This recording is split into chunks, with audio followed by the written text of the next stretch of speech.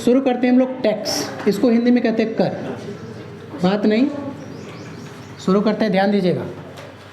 आप लोग टैक्स सुने होंगे, टैक्स क्या होता है जानते हैं आप लोग? पढ़े भी हैं, हाँ। अपना कमाई से कुछ सरकार को कुछ देना ही टैक्स है। बहुत बढ़िया। थोड़ा सा हम इसको एक लैंग्वेज, एक कहानी से आप लोग को दिमाग में डालने की कोशिश करते हैं, आप लोग समझने की कोशिश कीजिएगा ना। जैसे मान लीजिए, इससे एक चीज़ और पूछ लेते हैं आप लोग से, कभी आप लोग टैक्स भरे हैं?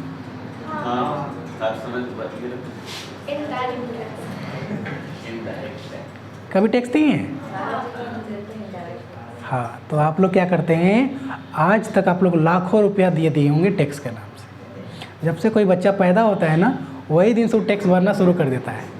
देखेंगे आप लोग, जो बच्चा पैदा होते हैं उसमें देखेंगे, उसमें कपड़ा लगता है, देखें आप लोग, देखिए, तो उसमें भी टैक्स रहता है, ठीक है।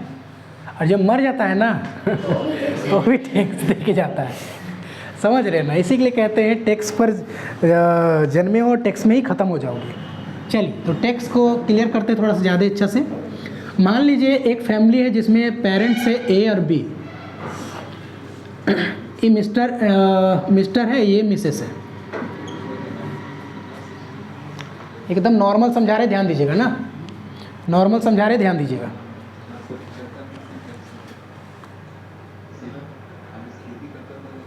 चलिए, ए मिस्टर ए है और मिसेस बी है। इन लोगों का बच्चा है, मान के चलिए 5 गो, ठीक है।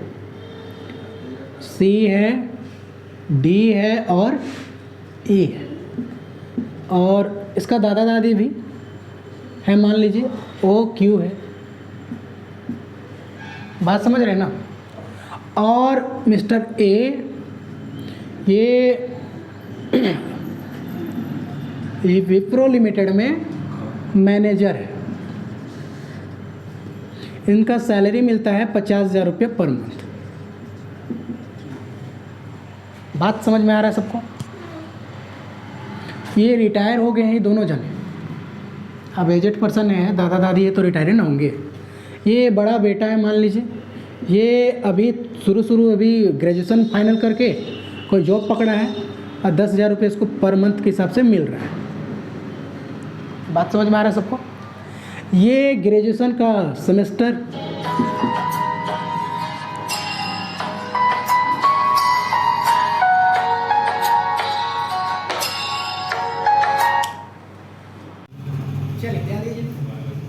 सुनिएगा, ध्यान दीजिएगा। ए और बी दो पेरेंट्स हैं, उनका दादा दादी है ना, और उसका 3 बच्चा है। और मेन इसका जो ए मिस्टर ए जो है, विप्रो लिमिटेड में काम करते हैं। 50,000 रुपये पर मंथ उसको सैलरी मिलता है। और उनका बेटा अभी तुरंत उसको रिसेंटली ज्वाइन किए हैं, उनको 10,000 पर मंथ के साथ मिलता है। और ये सेमेस्टर मान के चलिए 2 में है, ग्रेजुएशन कर रहे हैं, ठीक है। और ये 12th में है। समझ में आ रहा है सभी को? ये 12th में अगर बोर्ड लिखने वाले हैं, ठीक है ना। अब सोचिए, पैसा का सोर्सेस कहाँ से है? ए से और सी से, बाकी किसी से तो नहीं है। खर्चा कहाँ करना है? खर्चा कहाँ करना है कि नहीं लोग? सबसे पहला तो इसका घर में जो होगा, घर में होगा ना, हाउस होल्ड खर्चा होगा ना जी। बताइए ना, उतना खाना पीना का सामान, चावल हो गया, दाल हो गई, सब कहाँ से आएगा? पैसा से ना, पैसा सही आएगा ना। ठीक है, मान लीजिए ये भी काम कर रहा है 5,000 रुपये पर मंथ के हिसाब से पाइटन जो पर मंथ। बात समझ में आ रहा? अब खर्चा अगर देखा जाए तो घर में लोग का खर्चा है, मान के चलिए 20,000 रुपये पर मंथ। घर में बस खाना पीना में बस, ठीक है। महंगाई है, खर्चा तो होगा ही। प्लस इसका पढ़ाई पर भी बहुत खर्चा है, इसका पढ़ाई पर भी खर्चा है, दादा दादी को देखना उस पर भी खर्चा है, मतलब बहुत ज़्यादा खर्चा है। बात समझ में आ गई सबको? अब खर्चा बहुत ज़्यादा है तो पैसा आएगा कहाँ से? सोचिए, पैसा कौन देगा इस पैसा को खर्चा करने के लिए? 20,000 रुपये खाना पीना के लिए, पढ़ाई लिखाई के लिए। मान लीजिए मोटा मोटी 1 लाख रुपये, 1 लाख नहीं, सबसे नहीं, मान लीजिए 65 40,000 टोटल खर्चा, मान लीजिए 40,000 रुपये। पैसा कहाँ से आएगा? टोटल खर्चा, पढ़ाई लिखाई लोग का, घर का, टोटल सब खर्चा मिला के आपका टोटल कितना है? 40,000। बताइए कहाँ से आएगा? मिसेस बी जो है, ठीक है, ये कर देते हैं। मिसेस ए जो है ये क्या करेंगे, कुछ पैसा अपना हस्बैंड से लेंगे, बात समझ में आ रहा है? कुछ पैसा अपना हस्बैंड से लेंगे, कुछ पैसा अपना बड़ा बेटा से लेंगे, कुछ पैसा अपना छोटा बेटा से लेंगे, है ना? बेटी है मान लीजिए, बात समझ में आ रहा है ना? 5,000 रुपये पर काम कर रहे हैं ना जी, पार्ट टाइम जॉब, तो कुछ पैसा ही लोग से लिया गया। उद्देश्य क्या है? घर को चलाना। उद्देश्य क्या है? घर को चलाना। सेम इसी के जैसा पूरा भारत में सोच के देखिए कितना सारे डिपार्टमेंट है, एजुकेशन सेक्टर है, हॉस्पिटल है, रोड सड़क ये सब है, यातायात साधन है, मतलब इतना ज़्यादा खर्चा जो होता है, पुलिस लाइन है, इतना रक्षा पर बोला जाता है कि जितना भी इनकम होता है उससे 50% तो रक्षा पर ही खर्चा कर देता है सरकार। अगर 100 रुपया मिला तो 50 रुपया रक्षा पर खर्चा कर देता है। वायु हो गए तो वायुसेना, थल सेना और जल सेना, इसी पर तो खर्चा कर देता है 50 रुपीज। समझ रहे बात को? ऐसा है। तो ये सब जो खर्चा करना है, सब के लिए आएगा कहाँ से पैसा? तो जितना भी भारत में जितना भी लोग हैं जो पैसा कमाते हैं उन लोगों से थोड़ा थोड़ा सबसे कैसा इसमें कहा किया, अपना हस्बैंड से, अपना बेटा लोग से थोड़ा थोड़ा लिया कि नहीं, और जाके यहाँ पर एक्सपेंड किया ना, सेम उसी के जैसा पूरा देश का सब क्या है, बेटा बेटी में है जी, तो सबसे थोड़ा थोड़ा पैसा ले लेता है और सब सेक्टर में जाके पैसा खर्चा करता है। जो पैसा लेता है ना उसी को हम लोग टैक्स कहते हैं। बात समझ में आ गई सबको? क्लियर है ना?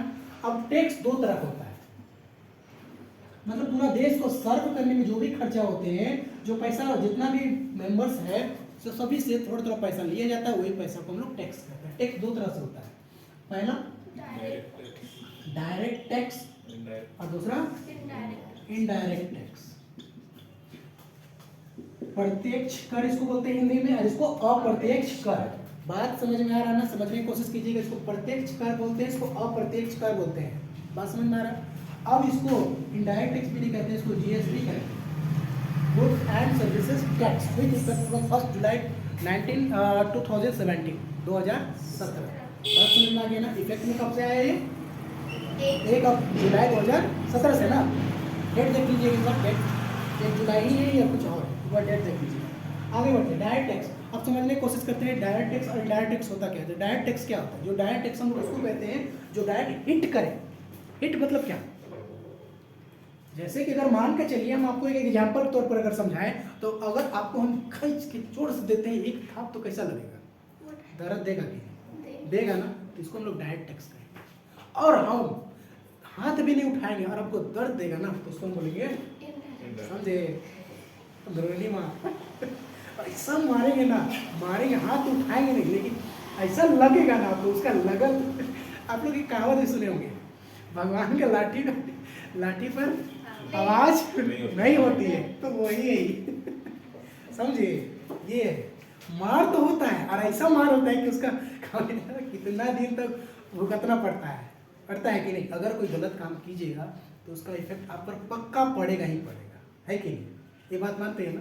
सेम वही यहाँ पर इनडायरेक्ट टैक्स और ये डायरेक्ट टैक्स, दोनों को तो एग्जाम्पल तौर पर समझे। अब हम लोग डायरेक्ट समझते हैं कि अगर इसको हम डायरेक्ट समझे तो समझेंगे कैसे? समझिए, देखिए, मेन अगर आप पैसा कमा रहे हैं ना, मान के चलिए आप एक साल में पूरा 10 लाख रुपया कमा गए, अब उस पर से बोलेगा, सरकार बोलेगा वो पैसा कमाया होता, बोलेगा हाँ सर कमाए हैं, पैसा लो। क्यों सर? तो टैक्स का नाम। तो आपको ना लगेगा कि साला इतना महीना मेहनत से पैसा कमाया, पैसा मांग रहा है, खराब लगेगा कि नहीं? लगेगा ना। आप टैक्स के नाम पर कुछ नहीं भी, अब पैसा देने पर आपको कुछ मिलेगा नहीं, तो आपको खराब लगेगा कि अंदर से घुटन होगा, साला इतना मेहनत करो फिर भी दे दो पैसा, बस काम धंधा नहीं करे, तो अजीब लगेगा। ठीक है, तो इसको बोलेंगे हम लोग डायरेक्ट हिट करता है, इसीलिए डायरेक्ट टैक्स। बात समझ में? यानी burden of tax and collection of tax same person पर पड़ता है, उसको हम लोग डायरेक्ट टैक्स कहेंगे। क्लियर हो गया चीज? अच्छा, दूसरा इनडायरेक्ट टैक्स। इनडायरेक्ट टैक्स किसको बोलेंगे? जिस पर burden of tax and collection of tax same person पर नहीं होकर अनदर पर्सन पर होता है, इसीलिए उसको हम लोग बोलते हैं इनडायरेक्ट टैक्स। जैसे मान के चलिए हम ये मार्कर खरीदे, क्या बोले, ये मार्कर का 7 रुपया लो, 3 रुपया टैक्स, टोटल 10 रुपया, ऐसे बोल के दिए उसको हम। 7 रुपया का नोट निकाले, नहीं होता है हम लोग को पता है, 7 रुपया का नोट या सिक्का को मिला के उसको 7 रुपया 3 रुपये बोले टैक्स कर लो, ऐसे दिए हम उसको? नहीं, हम का कि 10 रुपये डायरेक्ट इकट्ठा इसको दे दिए कि हमको पता चला कि इसको हम टैक्स दी, फिर भी टैक्स दिए, तो इसी को बोलते हैं डायरेक्ट टैक्स। जैसे मान के चलिए ना, इसको खरीदे होंगे, खत्म हो गया है, ज़्यादा इसमें दिमाग नहीं है। तो इसमें इसको आप जब खरीदे होंगे तो लिखा है MRP, पैसा लिख लिया, अच्छा लिखा है 60 रुपीज, बगल में लिखा है इंक्लूडिंग ऑल टैक्सेस, लिखा है कि नहीं, यानी 60 रुपीज जो है वो क्या है, टैक्स मिला के। बात समझ में आ रहा है? तो इसको हम लोग बोलेंगे इनडायरेक्ट टैक्स। अगर इनडायरेक्ट टैक्स को आपको ध्यान से अगर समझना है तो समझिए, ठीक है।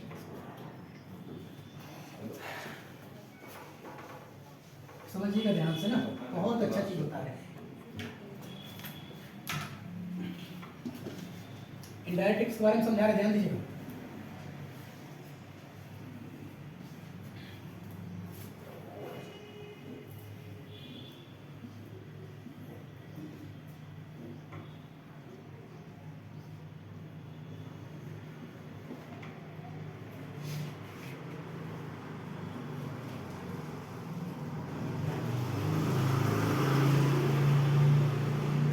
कोई मैन्युफैक्चरिंग है, कोई मैन्युफैक्चर कर रहा है, वो क्या किया, एक प्रोडक्ट को बनाने पर उसका लागत लगा मान के चलिए 100 रुपये, क्लियर है। इस पर प्रॉफिट जोड़ा, ध्यान समझिए, 50 रुपये, कितना, 50 रुपये, ज़्यादा लग रहा है, 30 रुपये, बात समझ में आ गया ना।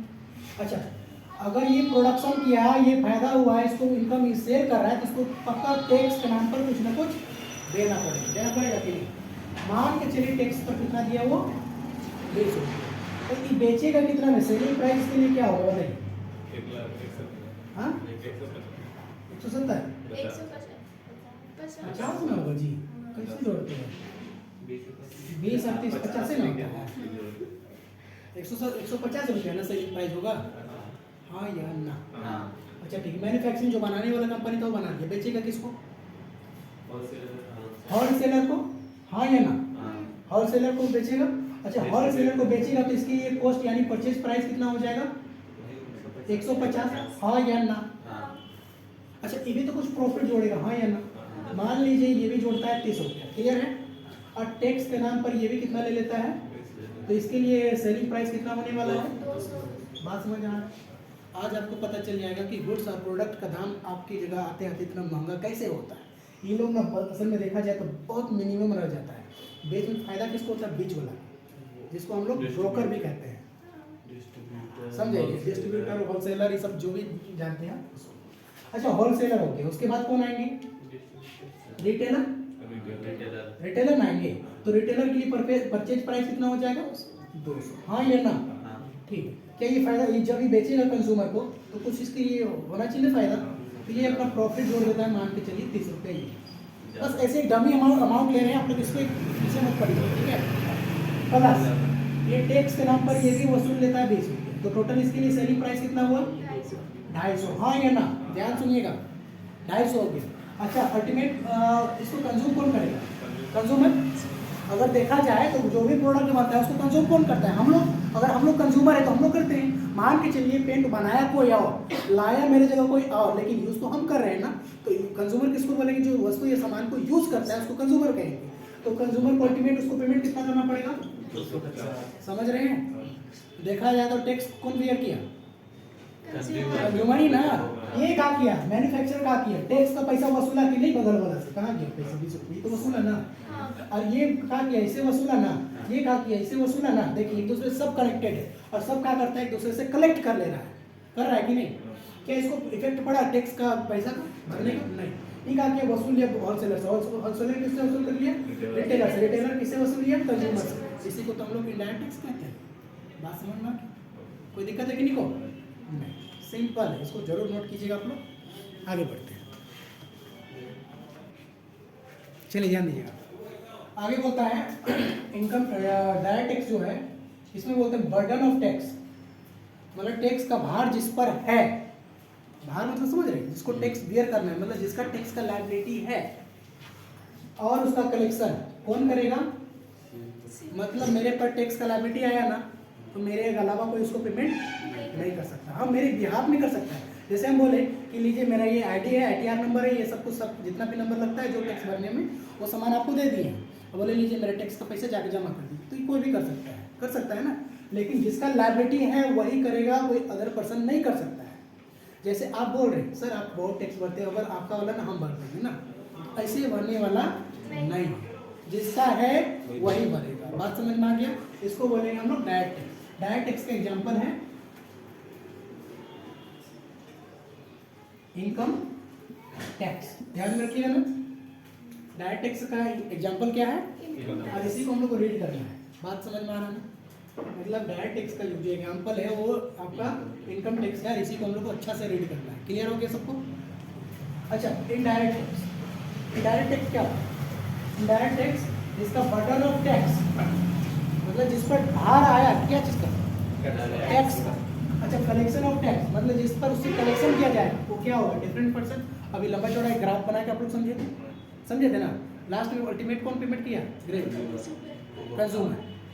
पेमेंट स्टार्टिंग में कोई और किया, लेकिन किसी से और से ले लिया, वसूल कर लिया, बगल में और वसूल कर लिया, लास्ट में कौन करता है, मतलब क्या करता है, टैक्स को एक दूसरे से टाल देता है। मतलब बर्डन, मतलब लायबिलिटी जो रहता है टैक्स का, वो कोई और पेमेंट कर देता है, देखा जाए है कि नहीं। तो इसको बोलते हैं हम लोग इनडायरेक्ट टैक्स। इसका एग्जांपल है जीएसटी। बात समझ में आ रहा है ना? किन्हीं को कोई दिक्कत है क्या? तो ये क्लियर हो गया आप लोग को? आगे बढ़ते हैं। ध्यान दीजिएगा,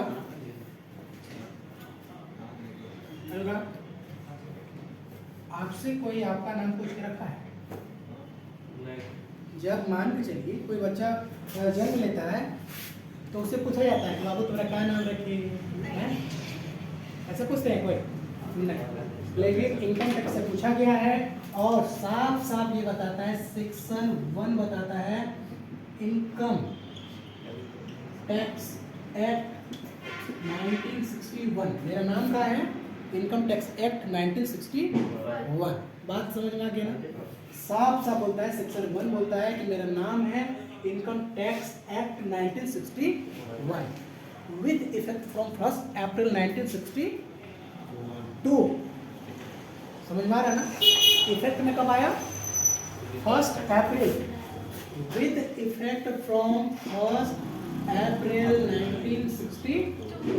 मतलब ये इफेक्ट में आया। इफेक्ट मतलब फोर्स मतलब लागू कब से हुआ, तो 1 अप्रैल 1972 से लागू हुआ। 62। समझ में आ रहा है ना सबको? क्लियर हो रहा है कि?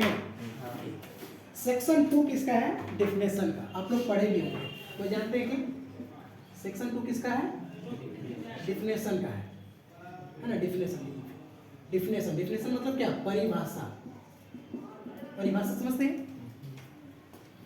किसी का भी डिफिनेशन देखिए, अगर आप यहाँ से निकलेंगे तो किसी और के घर में, तो घर तो बहुत सारा निकलेंगे तो रास्ता में तो बहुत सारा घर दिखेगा ना। किसी और के घर में जाके तब तो अंदर तो नहीं चल जाएंगे, घर है ना बोल के अंदर नहीं चल जाइएगा, तो आप कहाँ जाइएगा, अपने घर में जाइएगा।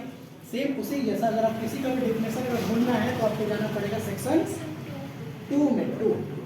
टू में जाना पड़ेगा, 2 किसी का भी सेक्शन। इसमें बहुत इंपॉर्टेंट एक डिफिनेशन है पर्सन का, ठीक है, एसएससी का, है ना। तो ये सबका डिफिनेशन हम लोग कहाँ देखेंगे, सेक्शन 2। बात समझ में आ रहा है? किसी का भी डिफिनेशन, किसी का भी परिभाषा जानना है आपको, चाहे एग्जाम का मीनिंग क्या होता है, डिडक्शन का क्या होता है, मतलब किसी का भी जानना है, एग्रीकल्चर इनकम का, सैलरी का, किसी का भी डिफिनेशन जानना है आपको सेक्शन 2 ही जाना पड़ेगा, तब जाकर वहाँ पर आपको उसको मीनिंग मिलेगा, डिफिनेशन मिलेगा। बात समझ में आ रहा है सबको? नेक्स्ट आगे देख लेते हैं। सेक्शन 3 बोलता है प्रीवियस ईयर के बारे में, ध्यान में रखिएगा। सेक्शन 3 बोलता है, सेक्शन 3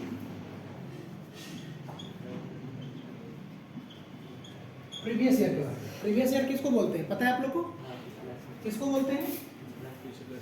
जैसे मान के चलिए 2016-22 ना, 20 मान लेते, 20-21, इसमें आप पैसा कमा रहे थे ना, पैसा कमा। अच्छा, इसके बाद क्या पैसा कमाएंगे, नहीं कमाएंगे 2021-22 में? इसमें भी पैसा कमाएंगे ना, हाँ या ना? तो जिस साल पैसा कमा रहे हैं और उसका टैक्स नेक्स्ट ईयर दे रहे हैं, तो जिस इस साल से दे रहे टैक्स उससे जस्ट पहले वाला को क्या बोलते हैं? समझ में आ रहा? अब इस साल पैसा कमा रहे हैं, इसका टैक्स कब देंगे? 22 23। तो इसको क्या बोलेंगे उस हिसाब से? अच्छा, जिस साल हम लोग पैसा कमाते हैं उसके रिस्पेक्ट में अगर नेक्स्ट ईयर को देखिएगा तो उसको क्या बोलेंगे? Assessment year. ए वाई मतलब असेसमेंट, मतलब जिस साल टैक्स का एसेस करते हैं, जिस साल टैक्स भरते हैं उसको बोलेंगे असेसमेंट ईयर, और जिस साल पैसा कमाते हैं उसको बोलेंगे प्रीवियस ईयर। यानी हम लोग टैक्स भरते कमाते कोई और समय में है और टैक्स भरते कोई और समय में है। जैसे अगर अभी हम लोग देखा जाए तो 2022-23 में कमा रहे हैं और कमा लिए 31 मार्च पार हो गया ना? नहीं। तो अभी भी हम लोग कमा रहे हैं, तो इसका पैसा कहाँ भरेंगे? अगले आने वाला साल में। बात समझ में आ गया सबको? कोई दिक्कत है किसी को? यानी अगर देखा जाए तो प्रीवियस ईयर हम लोग अभी जो इनकम टैक्स अभी जो पढ़ेंगे वो कौन सा रहेगा? 2022-23। इस साल का टैक्स हम लोग कब कैलकुलेट करेंगे? असेसमेंट ईयर 2023-24 में, मतलब हम लोग इसका लॉ पढ़ेंगे। बात समझ में आ रहा ना? कोई दिक्कत है किसी को? नहीं। अब थोड़ा समझते हैं फाइनेंस एक्ट।